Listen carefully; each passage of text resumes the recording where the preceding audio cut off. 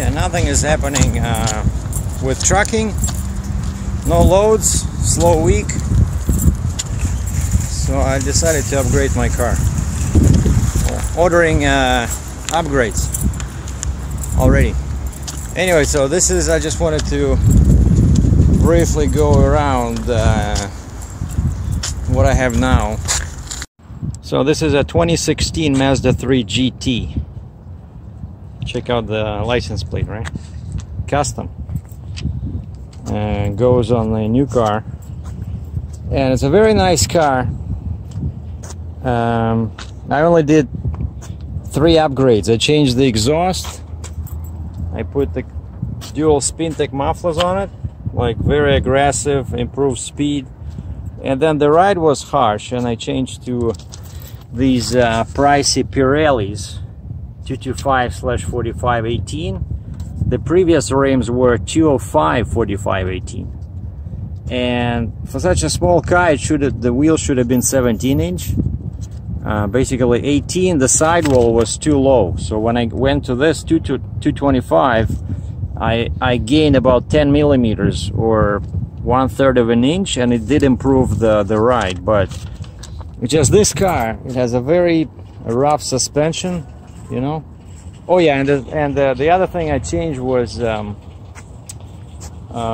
I no longer bother with the intakes because it just blows hot air inside the engine, so I just put K&N filter, like this one over here. Yeah, that's what I have. This was the standard factory filter, and I just got this one, right?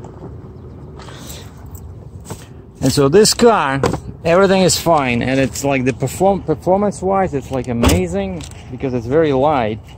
So it had everything that you can wish in a car, like wheels, you know, sunroof, leather, lots of power. It's a, oh, and it's a 2.5 liter, 185 horsepower. Now check this out, because the key's in my pocket, I can just push this like this, you know. And it has these. I always wanted to have a car with single indicators on the mirrors. So leather, and I spent probably 200 bucks on these fancy floor mats. And so a cool thing about this, that it has of course an auto, but also it has, you can go into manual if you pull it this way, and then it has this. That's a monster. You push this and the car feels like a V6. And of course it has dual climate control, you know, everything is automatic, like the lights are automatic, even the windshield wipers. Like when it gets dark, the lights come on automatically, and also the bumper lights, kind of like the fog lights. I can switch them off, but so it'll have like 4 lights, and it's all LED. And the windshield wipers are automatic when they're in this position. See, it says auto. So if it starts raining, the car will determine the frequency that's required. And of course it has navigation over here. Navigation. The speakers are Bose, and there's I think it's, I keep forgetting, either 9 or 11 of them, you know. So very nice car. Oh yeah, and all controls are here, of course. Yeah, and you have the pedals here. So if you want to switch to manual, over here you can either shift gears. Well, now, yeah, I cannot do it. I don't want to turn. But basically, you can either shift with this when it's in this position, you know, down, up, or you can use the pedals, you know, up, down. So minus, plus. And the sunroof is here, you know. So the only problem with this car is the ride, you know. Everything else was perfect. And actually I went to Mazda and I complained about this. I said, is there any chance you guys can put like a softer shocks or something like that, like to improve the ride? They said no. The way these cars are designed, they're designed for kind of like zoom, you know, sport. And I used to love this, you know, whenever I see an option sport suspension, I would always put it in. And then I become smarter, because all that sport suspension does is make your butt ache, you know. It's okay if you're driving 24/7 on a track, right, like on a speedway, but in a real life situation with potholes and cracks in asphalt, it's just no good, you know. I want comfort. And so I spent probably what, $1,200 on these tires. And actually I got them in the States. They were much cheaper in the States, actually. I think they were almost 2 times cheaper. Yeah, so I didn't spend that much. And I got them installed there, and they gave me a credit for all the tires. Or I sold them, I don't remember. But anyway, so yeah, I upgraded the tires. And still, you have to be very careful with the air pressure. Like this car, you're supposed to have 36 psi for some reason, like not 35, not 30, not 40, but 36. Like, where do you find a gauge that can show you 36? But that's what the factory recommends. And in winter I usually put 40, right? Because especially like late fall, the the temperature keeps dropping every day, right? So if you have 36, then now, let's say when it's warm and it's let's say October, then in November, when the cold span hits, you'll have 20 psi, you know. So in winter I always keep it like 40, so it stays more or less around the proper pressure. And then when it became warm, the first thing you feel is that the car is way hard on the pavement, and so I had to drain the air. And once you put it at 35, 36, the ride improves, like, I don't know, by like 30%. So, but yep, so there's nothing they can do about shocks. And so what I did yesterday, you know, I like these big engines, right? I had a Ram before, I had a Ford, but I could never afford a car with a big engine because trucks are always cheaper. And so what I did, I went to Chrysler over here, Gold Chrysler in Cambridge, Ontario, and I did a test drive on a Dodge Challenger. For some reason, the lady put me in like a blue, but it's V6, slightly used one. Some guy bought this one with a V6, and then he upgraded 1 year later to the same vehicle, but with a 5-liter, you know. And she said he's paying like $800 because a month, because he didn't put anything down and he was upside down on his car. But anyway, so clearly he loved the car. But so the lots of power on that car. But the first thing I noticed, I look at the tires, and that car comes with this stupid, to me, you know, I'm sorry to say, but that should be in there only for like racing, you know. If you really, like I said, if you do racing 24/7, that's a nice feature. But so it has a racetrack package, like an option. It's like $1,000 or something, right? Canadian, all money is Canadian because I'm in Canada. And the first thing that thing does when you add that option, it changes your tires to a 20-inch tire with a much smaller sidewall. And so we went around, and I specifically went, you know, like a local area, and where I know there's some, you know, uneven spots on the road, and it was very rough, you know. It was pretty much like the engine was, of course, much more power. It's almost 300 horsepower versus a Mazda 185. The engine was great, you know. The car, of course, is bigger, and yeah, that's another thing I wanted to improve in the Mazda. So first the ride, and second the stability. Like, it's not the smallest car, but it's still, you drive on the highway, let's say 75 miles an hour, you know, 120 an hour, and especially if it's windy, you really have to hold the steering wheel with 2 hands. It's very unstable. Even after I upgraded the tires to, you know, wider tire, 225 millimeter, right, 225, 45, 18. So, and so this one, of course, so I needed a bigger car or a truck. And so we test drove that, and so yeah, power is there, stability is there. We went on a freeway in 401. Even V6, you know, more than enough, because V8 was just too much money. But the tires, I said, you guys have the same car, but just with standard, I think they were like 235, 65, 18 or 19, like the standard tire. And of course that one the ride would be much better, you know, but no, everybody who buys this car, they add this performance options, and they all get these crazy, you know, low pro tires. So I said, no, I'm sorry, it's just changing, you know, as we say in Russia, меняешь шило на мыло. So I'm not sure how to translate that, but basically it means that you're changing from one thing to the same thing, you know, it's like the same bad stuff. And then she said, why don't you try a truck? And so she puts me in the back in the Dodge Ram, but now all the prices went up. But there was one there, black, you know, Dodge Ram 2017, crew cab, and like a 5 feet 5'6" bed, but it looked very nice because it had it was black, and it had LED headlights, and the rims were black, you know, it like looked really cool. And of course full automatic, you know, very nice car. But again, yeah, so the ride is great on that one, a bit less power than on the Challenger because it's much heavier, right? It's like over 5,000 pounds, because we did the same route exactly, and I was trying to accelerate, see how much speed I can get before I joined the freeway, and Challenger was faster. But the ride on this one, because it has 20-inch tires with huge sidewall on the truck, the ride was amazing. But one thing about Dodge Ram, if you're not familiar with this, only the top models come with a power seat.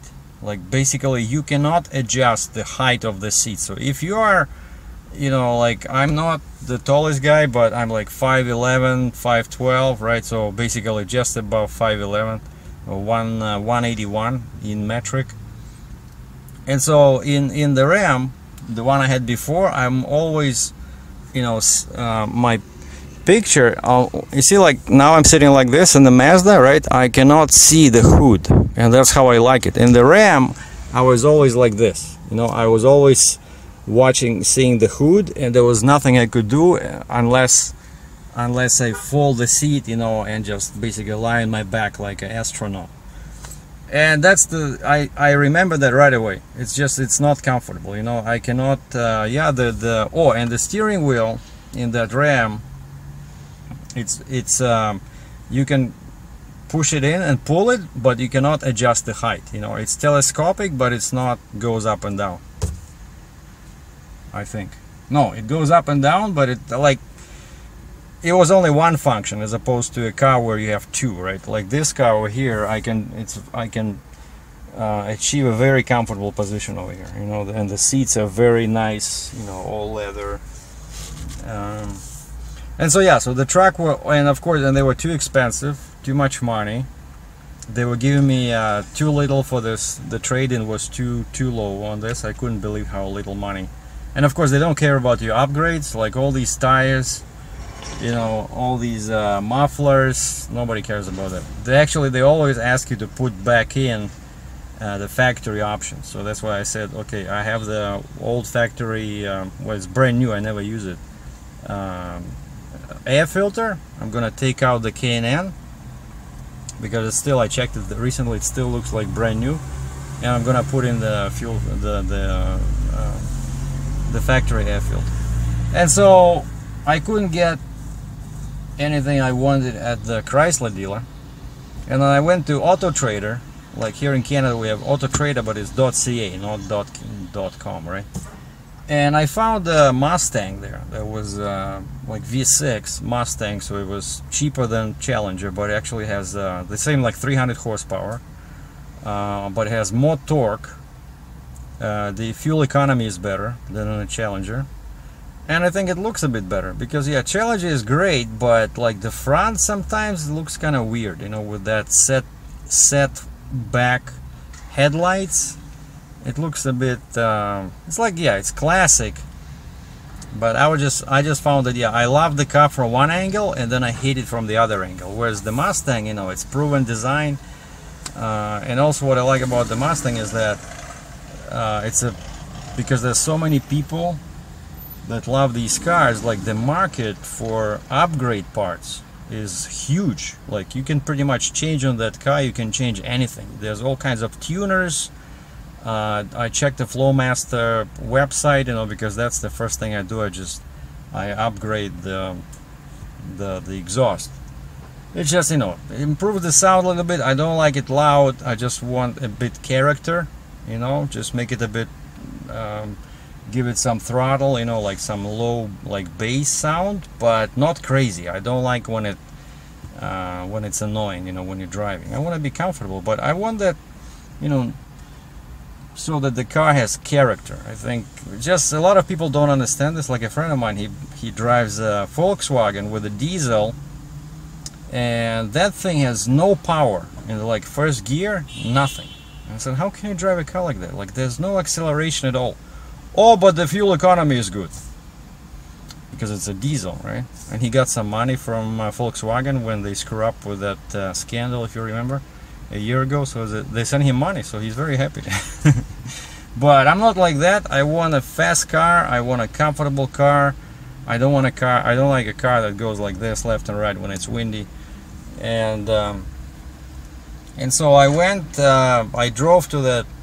It's a Ford dealer, not in this town where I am, but it's about 15 minutes south of here. The town is called Brantford, Ontario. So I went there. Oh, and I booked a test drive from the website.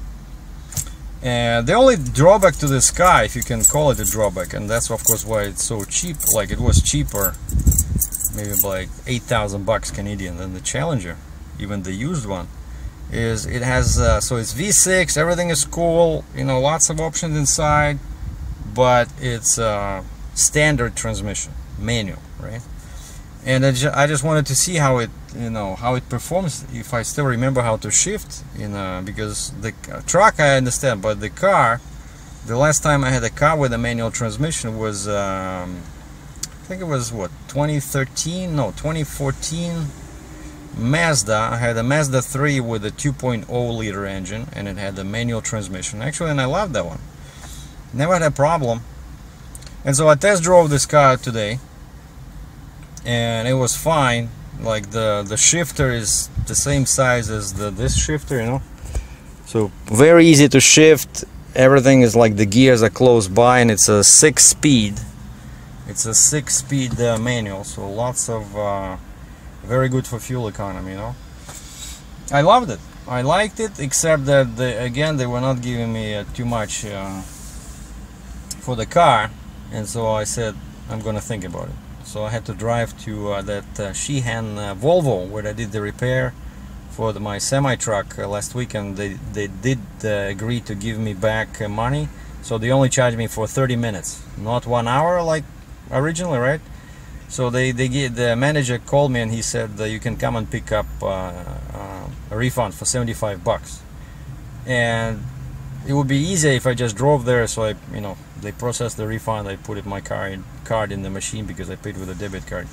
And so I told this Ford guy, I said, I'm gonna drive to Burlington, which was like 20 minutes east of Brantford, on a freeway there on 403, and I said I'm gonna think about it because the payments are a bit higher, and I just, you know, this car, the Mazda, is like top of the line, right? Mazda3, it's not the cheapest car, and actually that Ford is cheaper than this Mazda. Can you believe this?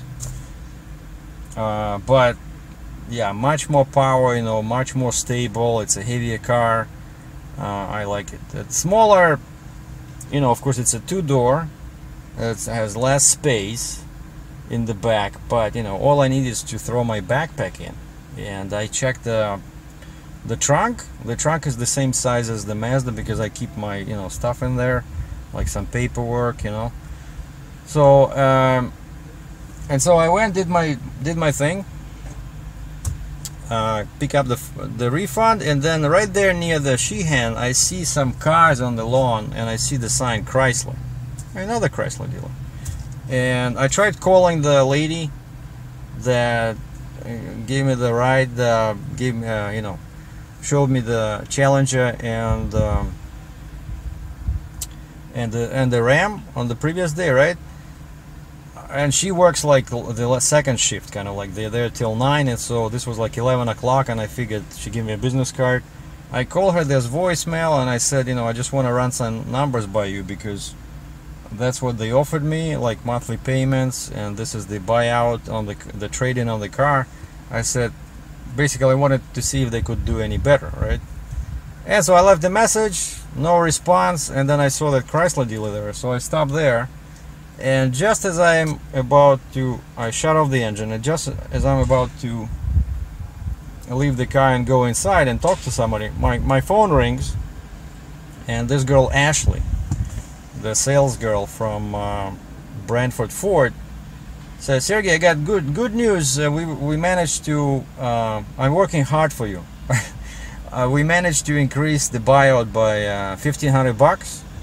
You know, and that's very difficult to do. And like in this market, in any market, people never want to give you a lot of money for your trade-in.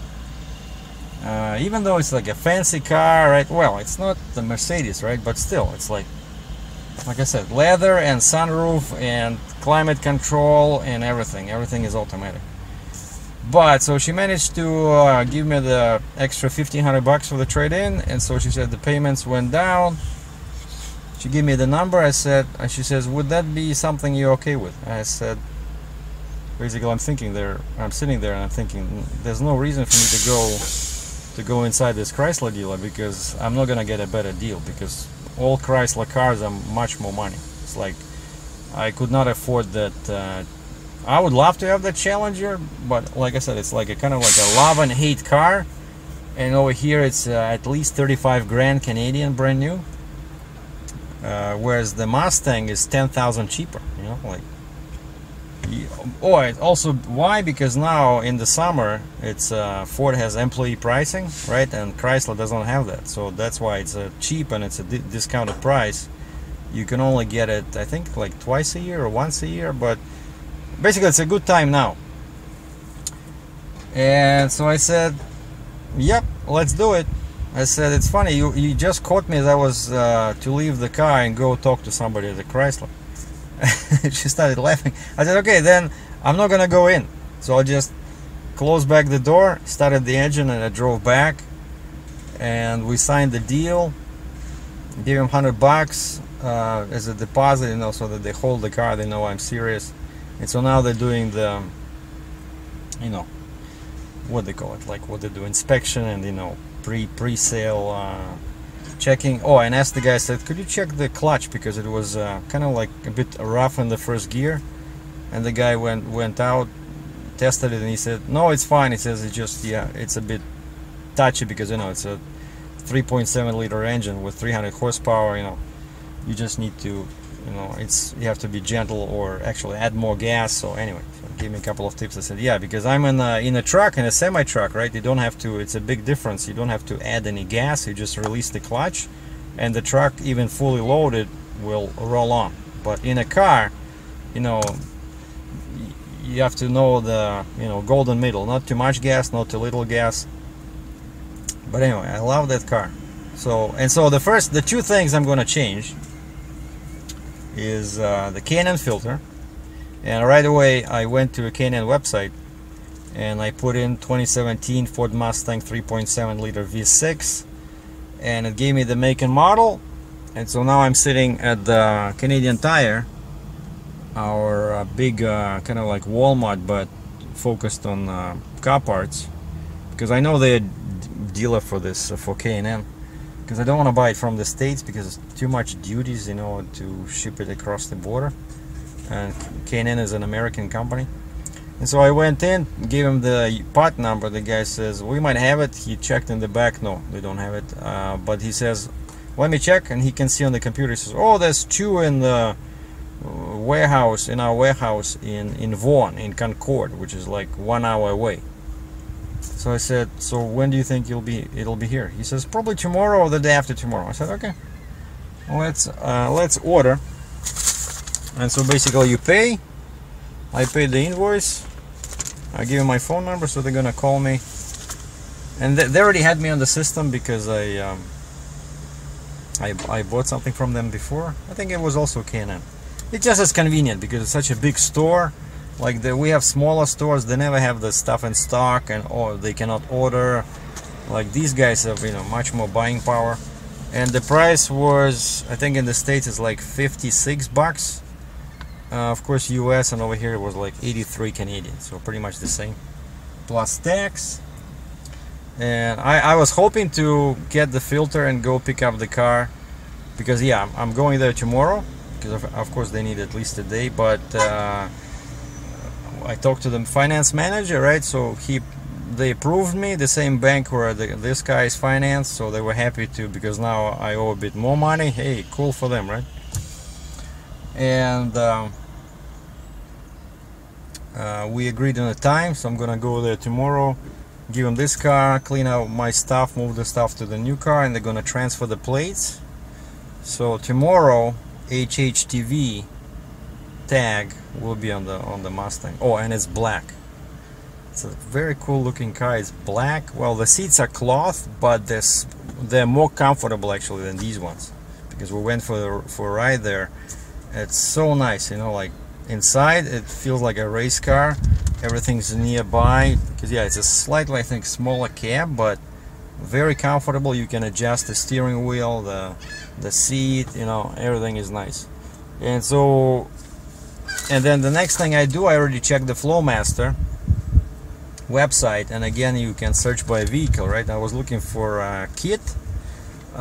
This car comes with a dual exhaust from the factory, but of course it's not the real exhaust where two pipes are connected to the engine. It's just, you know, one pipe leaves the engine, and then somewhere in the middle of the car they have a split, but you do have two exits at the rear, which is important. So now, and I checked underneath, it has two mufflers, and the Flowmaster has this American Thunder kit. It's 600 bucks US, and so it comes with slightly bigger pipes, and it's all tuned, so they know that it'll sound great on this particular car with this particular engine. You know, I love Flowmaster. I would put it on this car, but they didn't have anything for the Mazda, so that's why I went with the Spintech. But it sounds great. But I know with a V6 that Flowmaster will, you know. But again, not too loud. I'm not after noise like some people think. I just want the car have character, okay?